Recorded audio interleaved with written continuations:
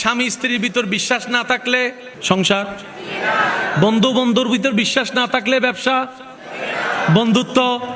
তাহলে বিশ্বাস জিনিসটা শুধু ইমানে নয়, মুসলমানে নয়, প্রত্যেকটা মানুষের সর্ব জায়গায় আছে। বিশ্বাস কাকে বলে জানেন? শুনেন, প্রমাণ দিয়ে যেটা মানানো হয় এটা বিশ্বাস নয়। বিশ্বাস তো দিল থেকে আসে, প্রেম থেকে আসে। সুবহানাল্লাহ, বুঝবেন? প্রমাণ দিয়ে যেটা মানানো হয় এটা বিশ্বাস নয়, এটা হচ্ছে মাইনা নেওয়া। জামাই বউয়ের মধ্যে ঝগড়া লাগছে, তুমি ফোনে কার সাথে কথা বলছো? বিশ্বাস নাও বিশ্বাস? জোরে বলেন।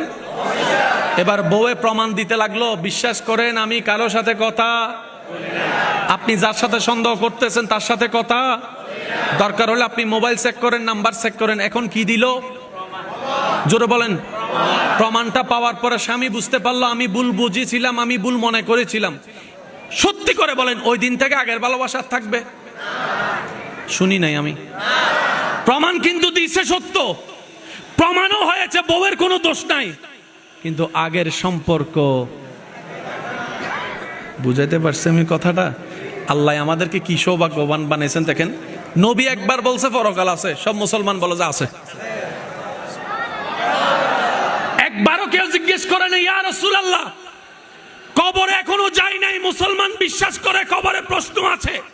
জগৎ জিজ্ঞেস করে, আমরা তো সামনাসামনি আইনুল ইয়াকিন, চোখের প্রমাণ দেখলেও মানতে চাই না, তোরা মুসলমান কেমন জাতি? নবী বলেছে তোরা মেনে নিয়েছিস, মুসলমান বলে যায় সেজন্যই তো আমরা মুসলমান। মনে থাকবে ইনশাআল্লাহ। এমপি বানানোর দায়িত্ব, নবী বানানোর দায়িত্ব, একটু জোরে বলতে হবে। চেয়ারম্যান বানানোর দায়িত্ব, রসুল বানানোর দায়িত্ব কোন? আল্লাহ। যে আল্লাহর সিদ্ধান্তে কোনো ভুল নাই। আমি বলতে থাকবো, আপনাদের ইমানের সাথে যদি মিলে আপনারা সুবহানাল্লাহ বললেন। কোন আল্লাহ? যিনি হ বললে হয়ে যায়। কোন আল্লাহ? যিনি আসমানকে নিখুঁতভাবে ফিলার ছাড়া ছাদ বানায় রেখেছেন। কোন আল্লাহ? যিনি কোনো প্রকার বেস ছাড়া পুরো পৃথিবীকে পানির উপর বাসায় রেখেছেন। কোন আল্লাহ? যিনি হাজারো মেগাপিক্সেলকে ফেল করে চোখের মধ্যে 560-এর বেশি মেগাপিক্সেল দান করেছেন। কোন আল্লাহ?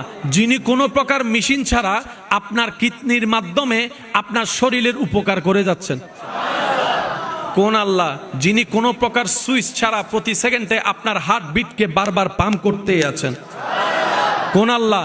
যিনি চাইলে পাথর থেকে ওঁট, জীবিত ওঁট বের করে দেখাতে পারেন। কোন আল্লাহ? যিনি চাইলে বাবা ছাড়া ঈসা নবীর মতো সন্তানকে দুনিয়াতে এনে আবার সম্মানের আসনে বসিয়ে নবী হিসেবে প্রকাশ করে দিতে পারেন। সেই আল্লাহ যাদেরকে বাছাই করছেন, ওনারাই নবী, ওনারাই রসুল। তাহলে আল্লাহ যেহেতু সিদ্ধান্ত নিছে কিনা আপনার আমার নাক গলানোর দরকার, শুধু নাক না, চিন্তা করারও দরকার। এবার আমি বলতে থাকবো, আপনারা শুধু একটু জোরে জোরে সুবহানাল্লাহ বলতে পারবেন ইনশাআল্লাহ। সমস্ত সৃষ্টিতে আল্লাহ বাছাই করেছেন মানব জাতি। মানব জাতির ভিতরে আল্লাহ বাছাই করেছেন আস্তিকদেরকে। আস্তিকদের থেকে বাছাই করতে করতে করতে করতে করতে করতে করতে করতে করতে আল্লাহ কিছু বান্দাদেরকে আলাদা করেছেন আমাদের সবার থেকে।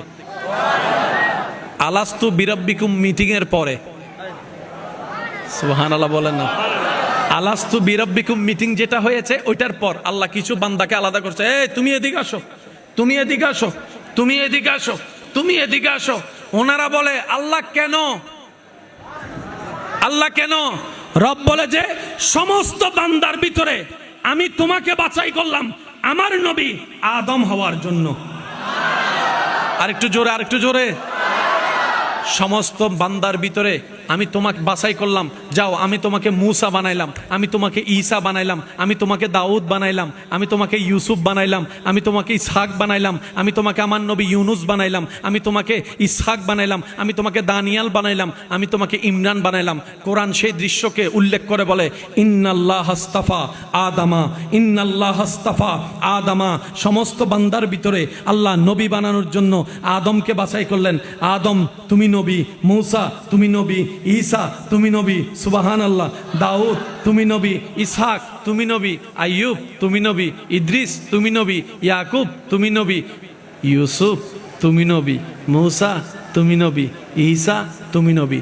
সমস্ত বান্দার ভিতর থেকে কিছুকে আলাদা করলেন, যাও আমি তোমাদেরকে নবীও বানাইলাম, রসুলও বানাইলাম। এবার সেই যাদেরকে বাছাই করেছেন তাদেরকে এক জায়গায় একটা মিটিংয়ে ডেকে আল্লাহ পাক বলেন, ওয়াইস আখাযাল্লাহু মিসাকান নাবিয়িন। সমস্ত নবীর ভিতর থেকে আল্লাহ যাকে এককভাবে বাছাই করেছেন নিজের বন্ধু বানিয়ে, উনি হচ্ছেন আপনার আমার নবী রাহমাতুল লিল।